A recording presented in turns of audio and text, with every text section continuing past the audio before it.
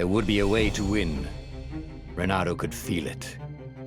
He'd have to explore choices he'd never made before he could figure it all out, though. And with that, the book's pages fluttered to the beginning once again, and he fell. The clouds parted over the Isles of Boreas. It was time to choose. The rebellion was in trouble.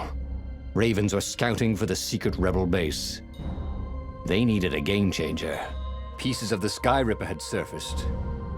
Renato knew that using it could go catastrophically wrong, but he was sure he could figure out how to use it safely. Also, a temple had risen out of empty desert.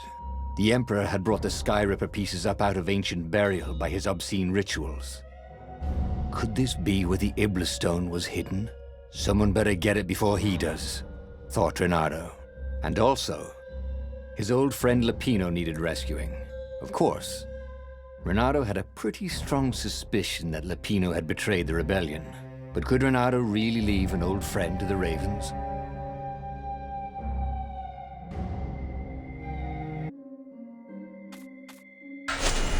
Ah, Lupino. Apparently, the Mad Rabbit had sold a Pegasus that he did not exactly own. Lupino always wiggled out of trouble, given time. But he was out of time. Lupino's frantic message said that the Ravens were going to kill him for being a rebel spy. And that he had a clever plan. If the fleet reached him first, they'd string him up for that. Never mind the winged horse. Or so Lupino had told him over the far speaker anyway.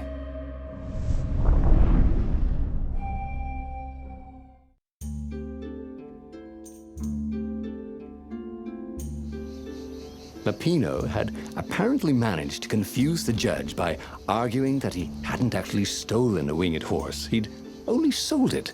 But wait, where was the prison? The village was empty. Had everybody fled the Ravens?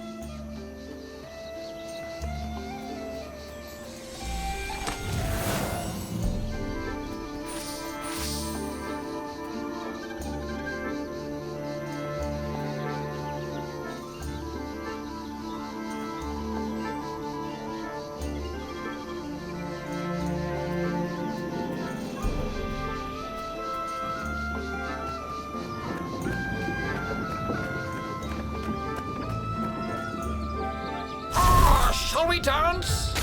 On the lead, Raven.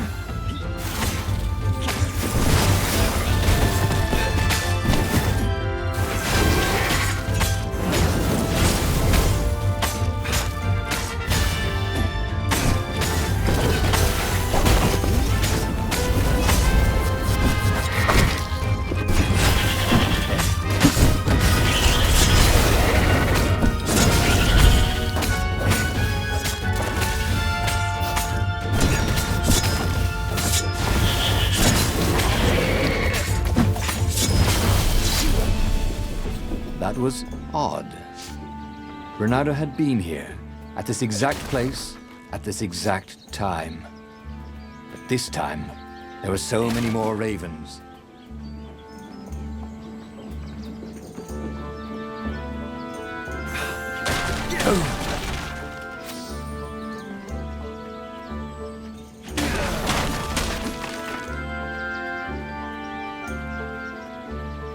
Renato looked around the empty village and reflected. The Skyripper had turned out to be far too dangerous to be used. Time to turn to what he knew best.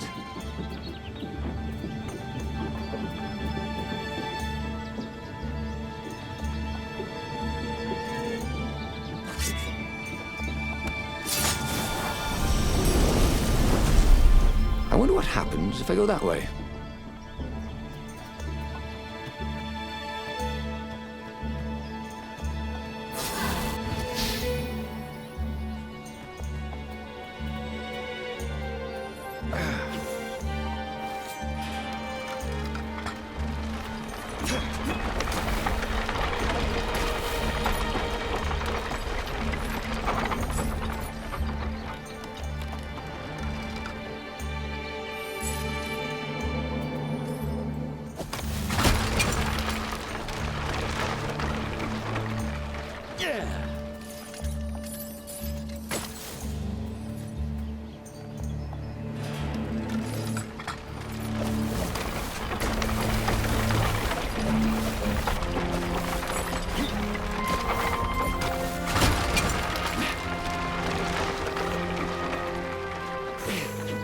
Give me a lever, said Archimedes, and I shall open a gate.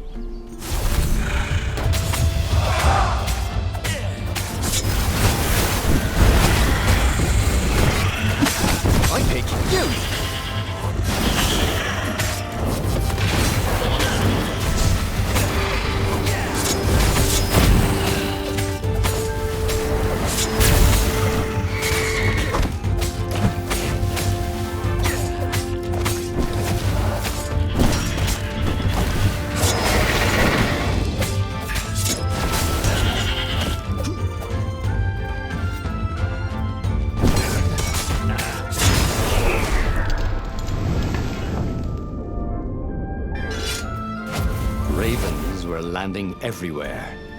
The advance guard. He'd better get moving. If they got to Lupino first, they'd eat him for breakfast. Or a snack. Ravens weren't picky. If they got hungry, they sometimes forgot to interrogate their prisoners. Even top spies like Lupino. Well, unless he really was a traitor, obviously. Then they'd probably pin a medal on his chest.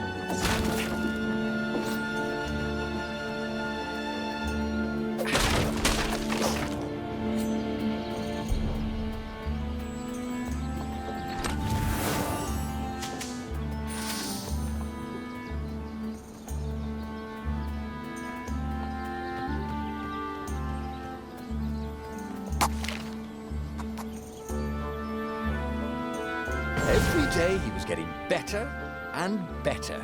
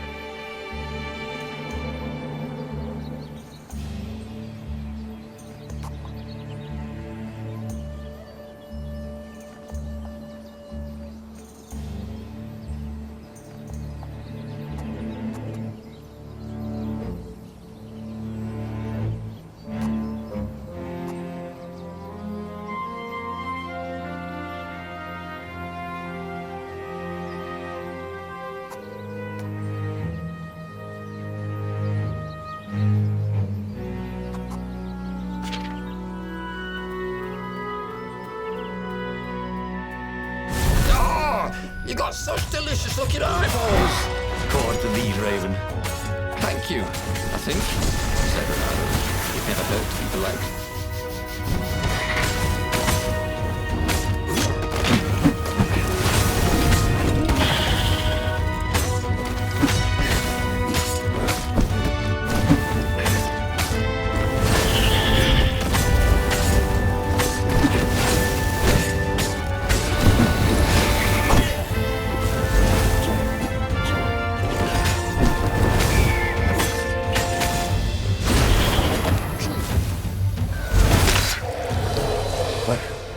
There were still so many games to play, Renato thought as he died.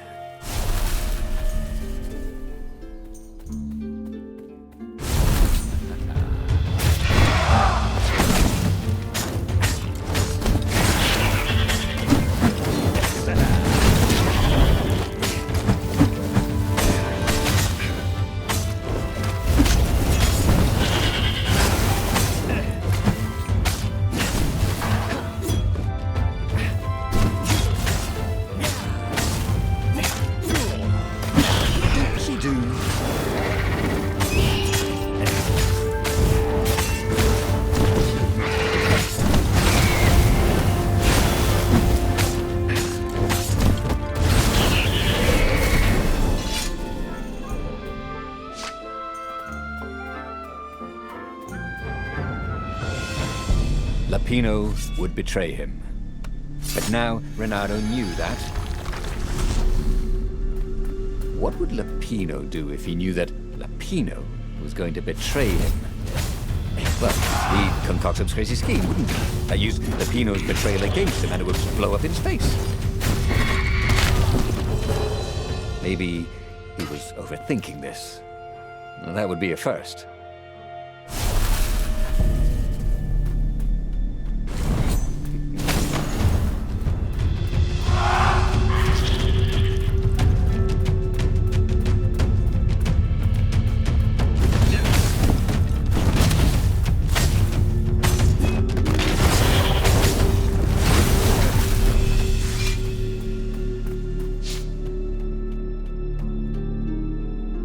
Dirty and bloody, Renato finally reached Lupino. The rabbit was practicing his shuffle.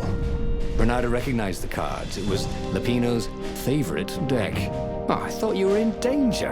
I am. The ravens are coming. Oh, the prison thing. Right, yeah, we see this guard owed me 53 ducats, so we made a deal. They're very reasonable people, actually, for weasels. Now, I got a brilliant plan to kidnap Zenobia. We capture Zenobia, we find out what she knows, and that's the whole war right there. Easy peasy, lemon squeezy. Capture the Emperor's greatest general, who also happened to be a deadly sorcerer and, oh, his only daughter? That would be worth it. On the other hand, he could still get to the core of the Skyripper, even if he couldn't get the whole thing. It must have great power.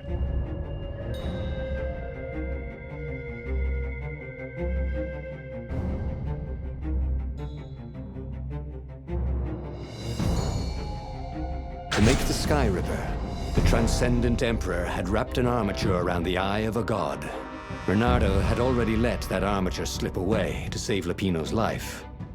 But even its core, the eye torn from a god, surely they could fashion a great weapon from that. The core of the Skyripper? Lupino's excited. That's an actual thing that we could just go and get. You've been busy. He sure had. Renato told him all the things he'd been up to. Soon they got to talking about old times, about wages they'd won and lost, and scrapes they'd barely got out of. It was good to be back with his friend. True, the core was capable of terrible, uncontrollable destruction. But this time, he was sure it would work great.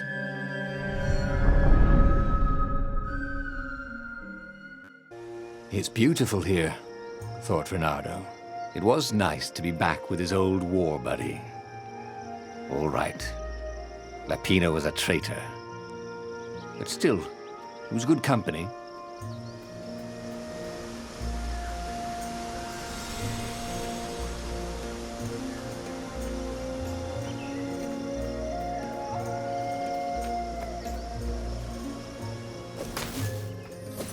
Had the Transcendent Emperor actually called his weapon the Skyripper? Seemed a bit grandiose, didn't it?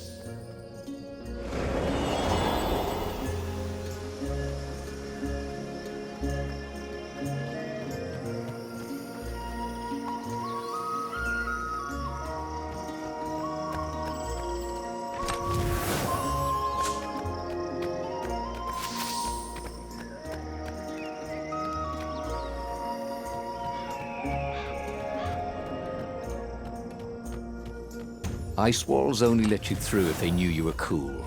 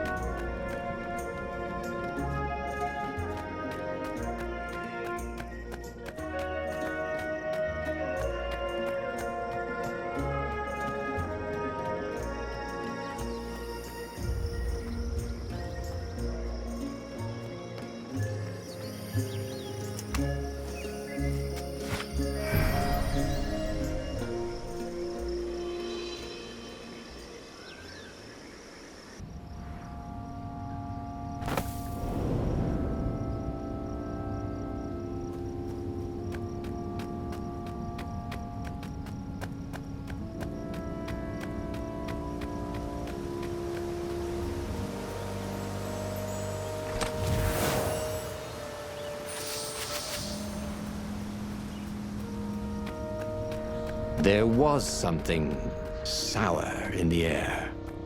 Like the earth had ruptured over something that had been fermenting for a very long time.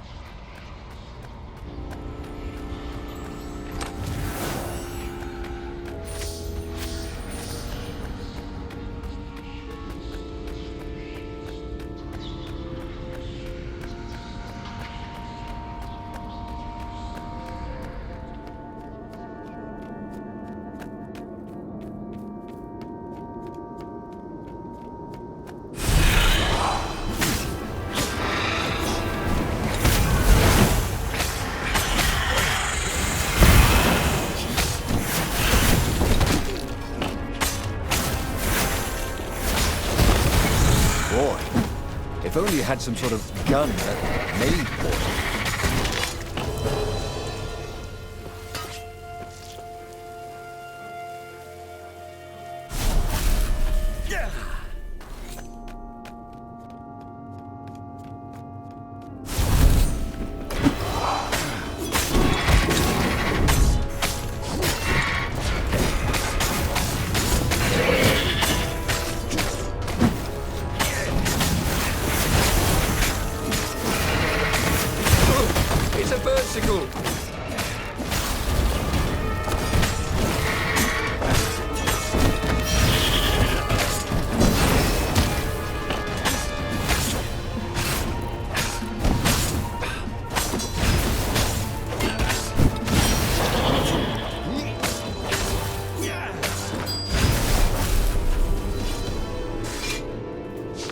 Renato felt wrong all over. He could feel an almost palpable sickness in the air. If the land could have tumors, it would look like these monstrous crystals. The forest was quieter than it had been. There were insects, a few birds. He didn't count the ravens. Renato smelled sick animals and dying. No help. I'm getting a bad feeling about this. Renato thought. Maybe Lupino was right. Maybe he should have kidnapped Zenobia instead of coming here.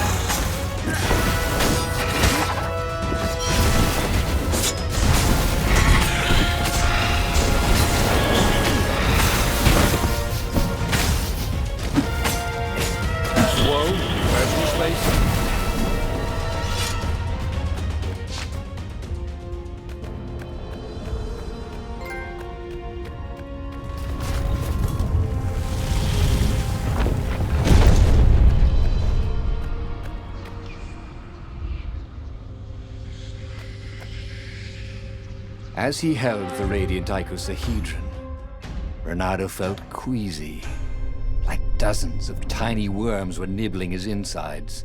It wasn't healthy to be so close to the eye of a god. How could he use it? He could take it to the observatory. The scientists there could tell him how to harness its ancient power.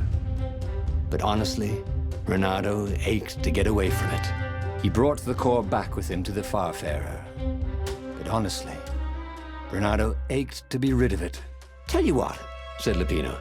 "I'll take it to the observatory. You attack the Imperial outpost." The Imperial outpost was a vital communications node. Taking it could shatter the Empire's ability to coordinate. And it would be full of secret plans and maps and maybe even rebel prisoners. It was a good target for a hero like Renato. But what if Lupino lost the core to the Empire? That could be a good thing, couldn't it? Was Renato ready to take that risk? Maybe it was better if he brought the core to the scientists himself. Lupino was a touchy rabbit. Renato knew that. "You're brave, I know," Renato said. "But this is what I was hired to do." "Oh, well, at least let me run ahead and warn them you're coming." Renato wondered if Lupino was up to no good. What if the rabbit warned the Empire instead? Oh, but Lupino wouldn't betray him like that. Not again. Before it'd been a fluke, right? They finished the trip to the Nexus in silence. He would offer Lupino a chance to betray him, or not to. His old friend deserved another chance to prove true. "All right," Renato said. "Go."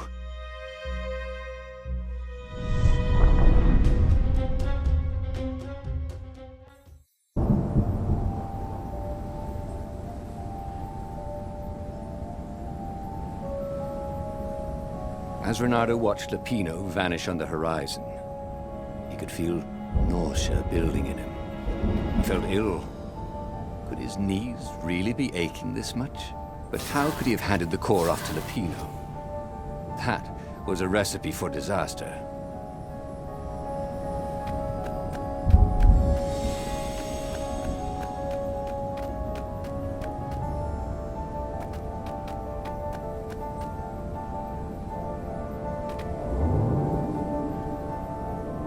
There was a sign. "Take the goat across first."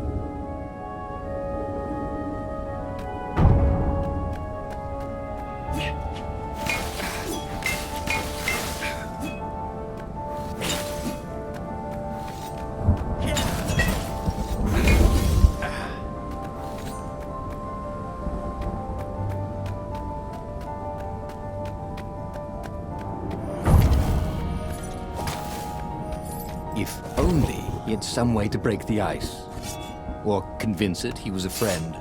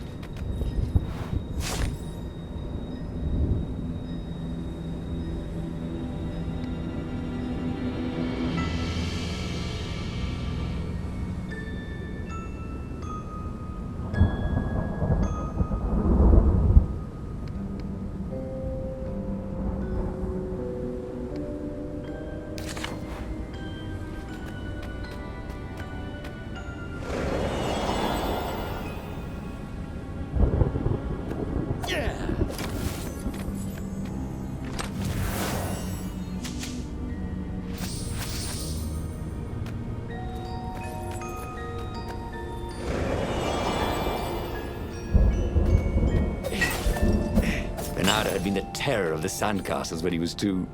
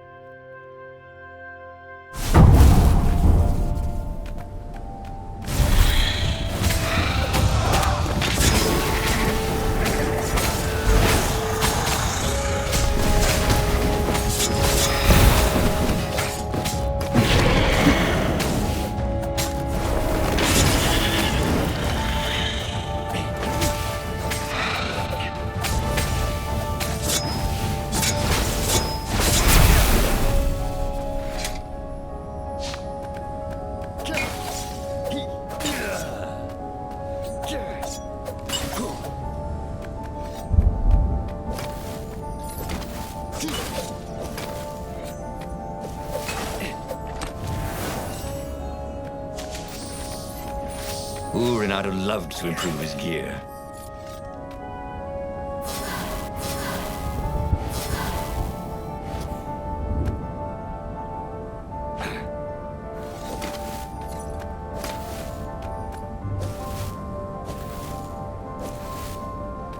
Renato felt worse. All his joints were aching now. He'd been through beatings that felt better than this. So the core had a kind of poison that could harm you without even touching you. That's new. Well, it had power. The rebellion needed something with power. And how was this any worse than a sword wound? Well, a death by sword was sudden and fair. This was just squalid. A piecemeal death, like old age.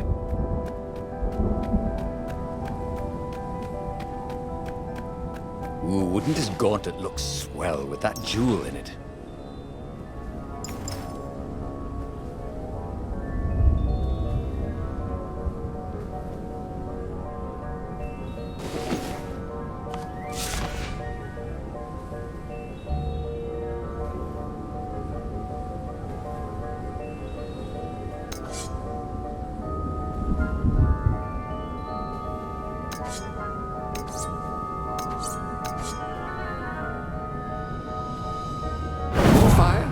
Yes, please.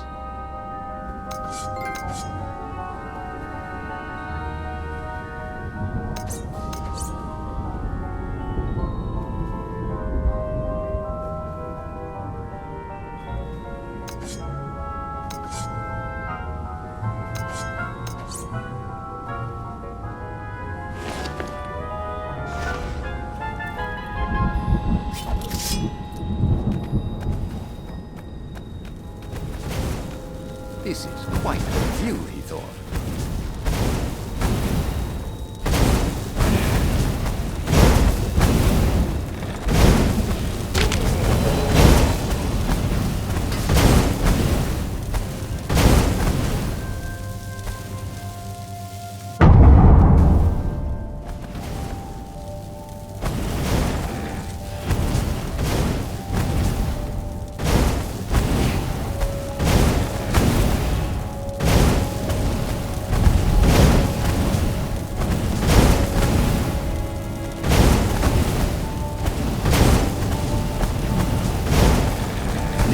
No ordinary cannonballs.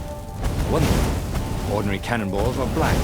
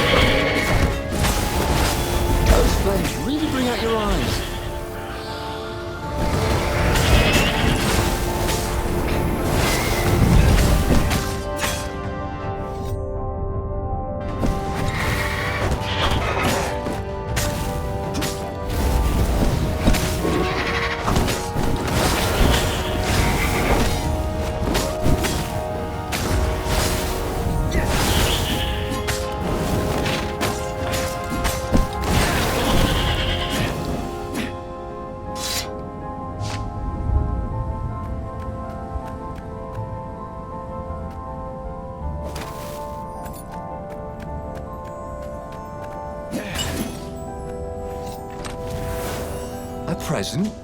For me?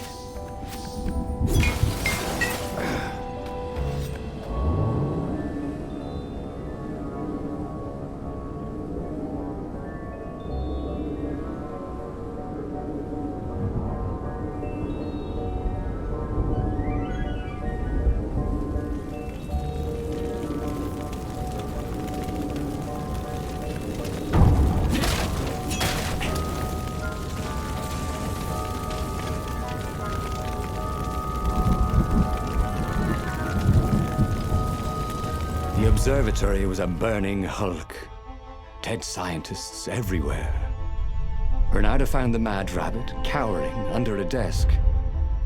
The ravens, they must have known we were coming, said Lupino. How did you... Well, see, I was doing a card trick with my lucky deck, and I kind of bobbled the cards, so I went under the desk to gather them up, and boom! I guess we'll have to take the car straight to the secret base. Renato wasn't sure he believed that. But Lupino was talking so fast. It always seemed to make sense. The secret rebel base. Yes. They had engineers there. But wait. Calaveras, the sage in the mountains. Maybe he would know what to do with the naked core.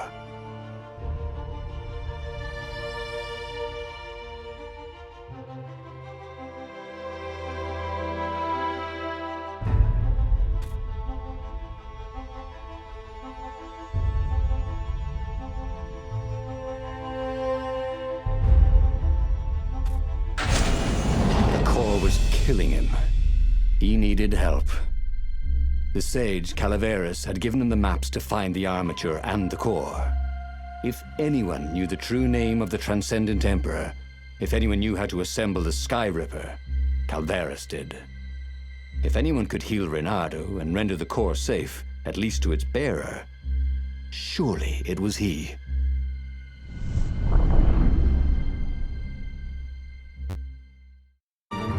The base of the mountain was the only safe place for a landing. You'd have to continue on foot, muscles aching.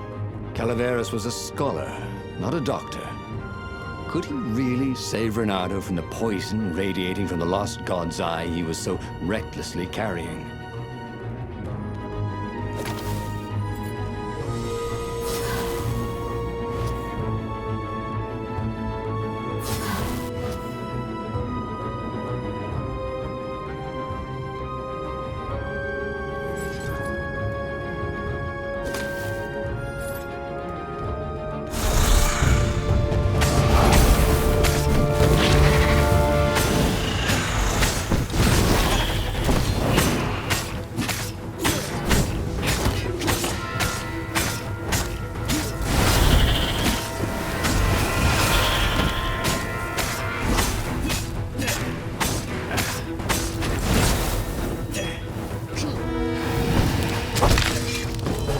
Slippy's hit, he thought.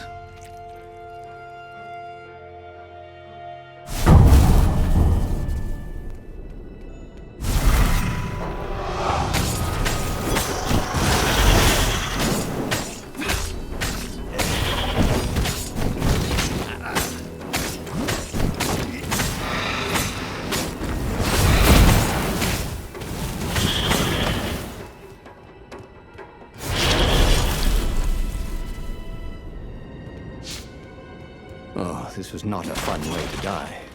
Even if he survived. No one would write ballads about the fox whose knees ached forever, would they? Not unless he paid for it. He hated paying for publicity.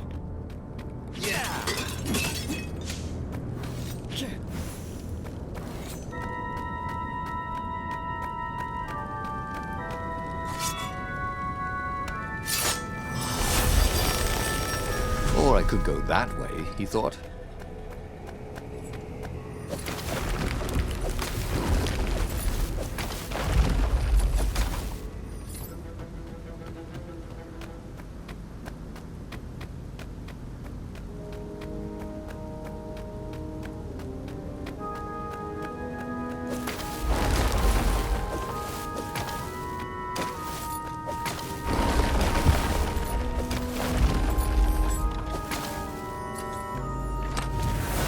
Once, Renato had opened a chest, and a Jack-in-the-Box jumped out.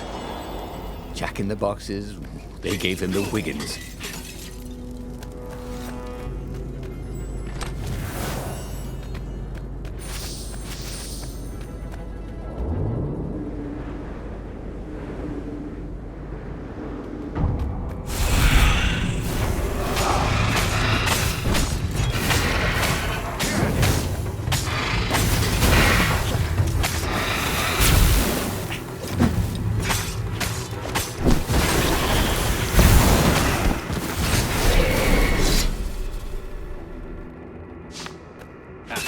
It was chilling walking through the living mountains.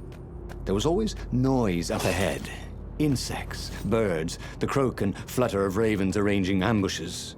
But close by, there was only the breeze and the trickle of melting snow, as if every living thing was holding its breath for his poisonous burden to move on.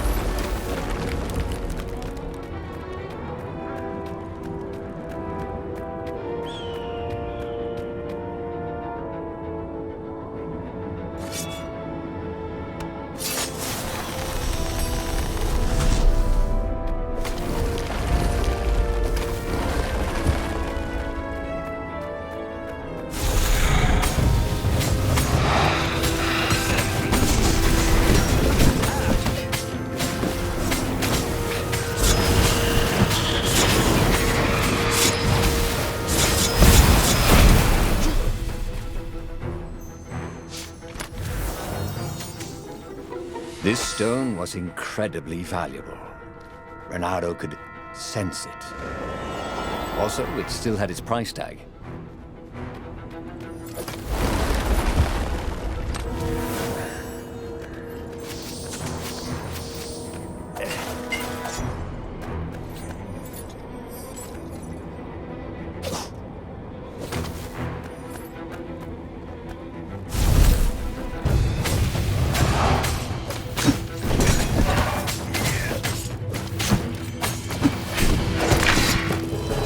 There was a radiance at the end of a long, dark tunnel. Mother? He thought.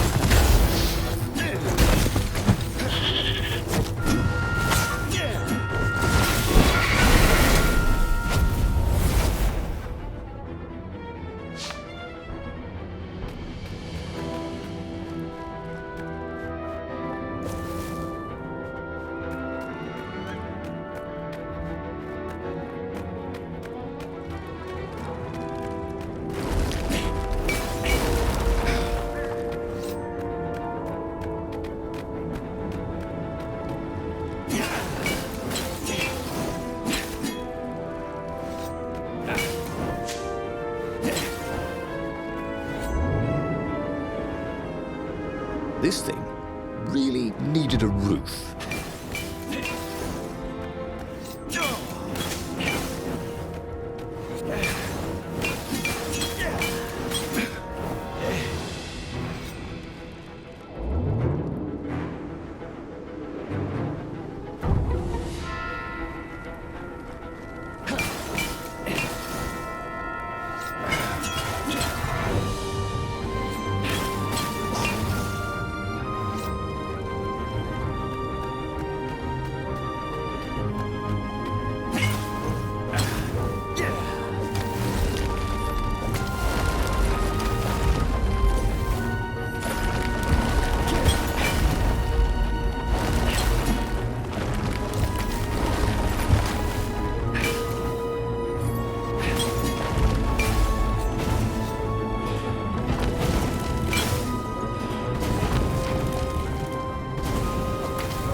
time was running out for the rebellion.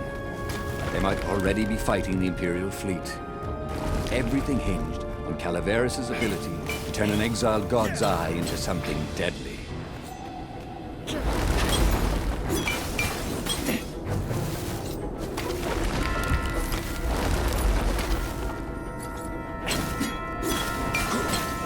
Fruit healing? Well, it was the latest fad, but it seemed to work.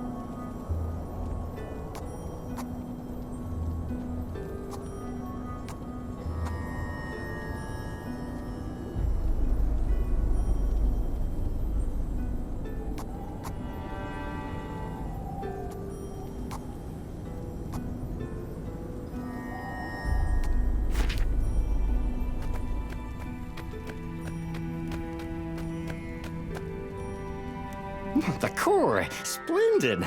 Croaked Calaveras. Where's the armature?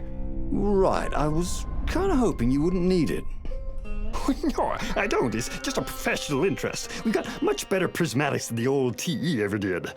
So Calaveras was an arcane engineer. He fussed at the core all day. He wrapped it with silver chains, and in front of it, he placed a huge, round ruby so that it looked like a monstrous, floating eye. So, what is it? Yeah, I call it the oculum. It's my very first death ray.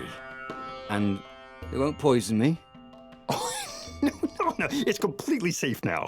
Anything I should watch out for? Yeah, try to avoid pointing at any mirrors. As he loaded the oculum onto the Farfarer, Bernardo was a little concerned about Calaveras. People who were utterly sure of themselves, he had found, were either experts or horribly wrong. Or both. But Bernardo only needed to fire the oculum once. He only needed to destroy one ship, the Emperor's ship, and the war was over. Bernardo plunged into the Imperial fleet. He felt the oculum humming. He no longer felt sick. This was going to be fun. Or at least, it was going to be over.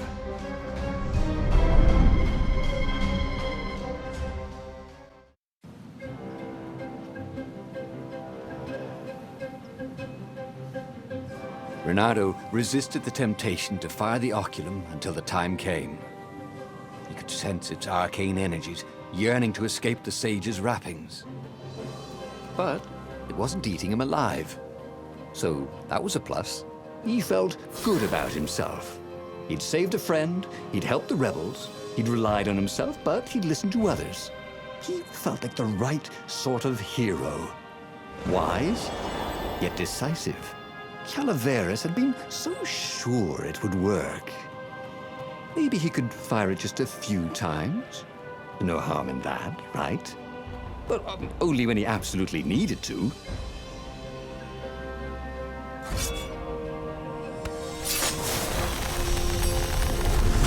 The new pathway made Bernardo curious.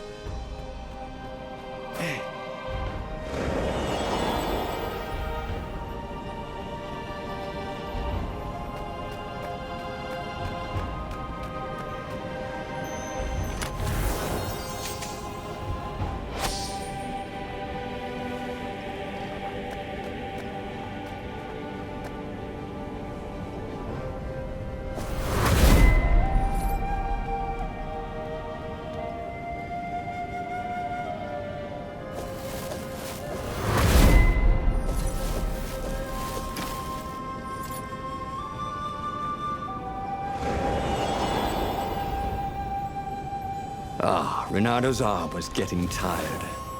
The core was no longer eating at him, but he still felt weak. His stamina was shot. But he had the oculum. When the ravens swarmed him, it would sometimes fire its death ray. It seemed to be warming up too, firing more and more often. Maybe he should let it cool off. He decided to stop using it entirely.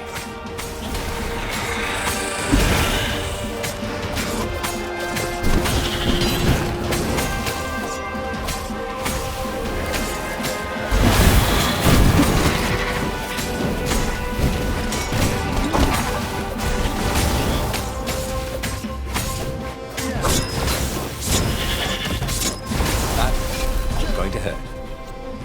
Actually, it already did.